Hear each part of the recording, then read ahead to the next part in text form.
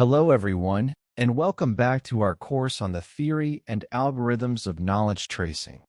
Today, we embark on an exciting journey through Chapter 3, the Deep Learning Surge, covering the transformative years from 2015 to 2019.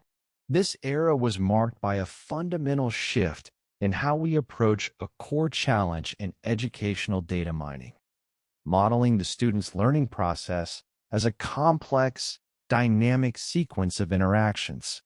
In this chapter, we will explore how deep learning revolutionized this field. Let's begin.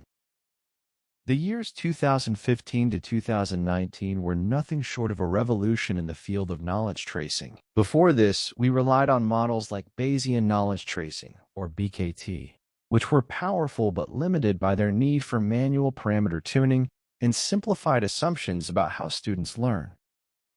Then, in 2015, a groundbreaking paper introduced deep knowledge tracing, or DKT. This was a game changer. For the first time, we used recurrent neural networks, or RNNs, to automatically learn patterns from a student's entire history of interactions. The result? A massive leap in predictive accuracy, often improving AUC by 15% or more. This marked a fundamental shift. Instead of us telling the model what patterns to look for, we let the data speak for itself. In this chapter, we'll focus on the key algorithms that emerged during this surge, all designed to tackle the central problem of modeling sequential learning data. So, what makes modeling a student's learning process so challenging? Let's think about it. A student's journey is not a series of independent events. It's a complex sequence. The order in which they learn concepts matters. If you learn addition before multiplication, that's a different path than the reverse. The time between learning events matters too. We tend to forget things over time. Concepts are not isolated islands. Understanding one can help you grasp another. And of course, practice makes perfect, but even skills can fade if not used. Traditional models struggled to capture all these dynamic, interconnected factors in a single framework. This is where deep learning, with its ability to process sequences, stepped in to offer a powerful solution. Our first stop is the model that started it all, deep knowledge tracing, or DKT. Before DKT, models often looked at a limited window of a student's history. DKT changed the game by asking, what if we use the entire history? Its core principle is elegantly simple yet powerful. Use a type of recurrent neural network called an LSTM. LSTMs are designed to remember information over long sequences. So, think of DKT as a very smart student. This student doesn't just look at the last few problems. It remembers every problem they've ever attempted in order. The LSTM network processes this sequence, updating its internal state with each new interaction. This state becomes a dynamic representation of the student's knowledge. From this state, DKT can then predict the probability of getting the next question right. It's a fundamental shift from handcrafted rules to letting the neural network learn the patterns of learning itself. DKT was a huge step forward, but researchers quickly identified areas for improvement. The basic DKT model only considers the question ID and whether the student got it right or wrong. But we know learning is more complex than that. This led to the development of variants like DKT+. The plus stands for adding more features. DKT Plus enriches the input to the model by including additional information, like the difficulty of the question, how long the student took to answer it, or even their background. It's like upgrading our smart student to take better notes, considering not just the problem, but the context around it. Another important evolution was DKT Forget. This model explicitly addresses a fundamental aspect of human learning. We forget. DKT Forget introduces a mechanism where the model's memory of a concept fades over time if it's not reinforced. This makes the model's representation of knowledge state much more realistic and dynamic. Now let's move on to the second major wave, the Dynamic Key-Value Memory Network, or DKVMN. The challenge it addressed was scalability. What if there are hundreds or thousands of knowledge concepts? A standard RNN's internal memory can get overwhelmed. DKVMN's brilliant solution was to give the model an external notebook, a memory-augmented neural network. This notebook has two parts, a key matrix and a value matrix. The key matrix acts like an index, storing representations of each knowledge concept. The value matrix stores the current mastery level for each concept. When a student answers a question, the model first looks up the relevant concept in the key matrix, like searching for a topic in a notebook's index. Then it updates the corresponding entry in the value matrix, which represents how well the student knows that specific concept.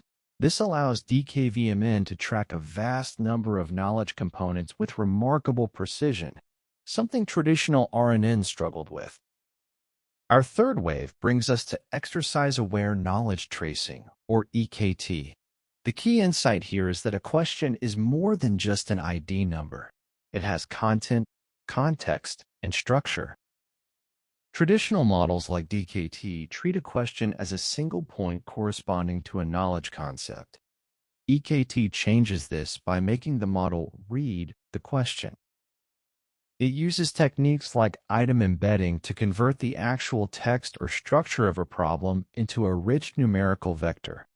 This vector captures the essence of the question. So, instead of just seeing question 45, the model understands that it's a word problem about calculating speed, involving both multiplication and division concepts. By incorporating this deeper understanding of the exercise itself, EKT significantly improves the model's ability to generalize to new or unseen questions. Finally, we reach the fourth wave, graph-based knowledge tracing, or GKT. This model tackles a problem that's been implicit all along. Knowledge concepts are not isolated. They form a complex web of relationships. Understanding fractions is a prerequisite for understanding algebra. GKT makes this explicit by representing the knowledge domain as a graph.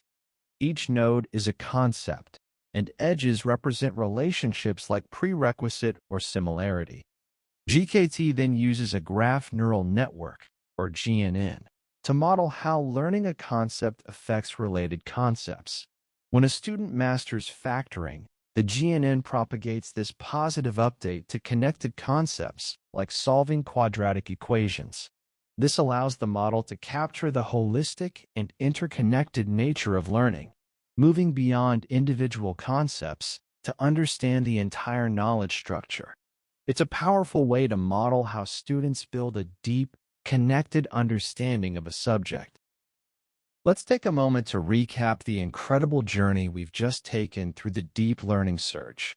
We started with DKT, the revolutionary model that treated learning as a sequence, like a smart student remembering everything. Then we saw DKT Plus and DKT Forget, which added more context and a realistic forgetting mechanism, like a student taking detailed notes and experiencing memory decay. DKVMN gave our model an external memory, a notebook, to track thousands of concepts precisely. EKT taught the model to read the questions, understanding their content beyond just an ID. And finally, GKT placed the student's learning on a map of knowledge, a graph, allowing it to understand how concepts connect and reinforce each other. Each of these models built upon the last, addressing a specific limitation and pushing the boundaries of what was possible in knowledge tracing. In summary, this chapter covered the explosive growth of deep learning and knowledge tracing from 2015 to 2019. We saw how the core challenge of modeling sequential data was addressed through a series of innovative models. Starting with DKT's use of LSTMs, we progressed to models that incorporated richer features, simulated forgetting, used external memory, understood the content of questions, and even learned the structure of knowledge itself using graphs. This period laid the foundation for modern KT research. But the journey doesn't end here. In the next chapter, we'll explore the next frontier, the rise of attention mechanisms, which allow models to focus on the most important parts of a student's history. We'll also discuss how these models are evolving today, incorporating even more advanced techniques like large language models. The goal remains the same: to create intelligent systems that truly understand and support each unique learner.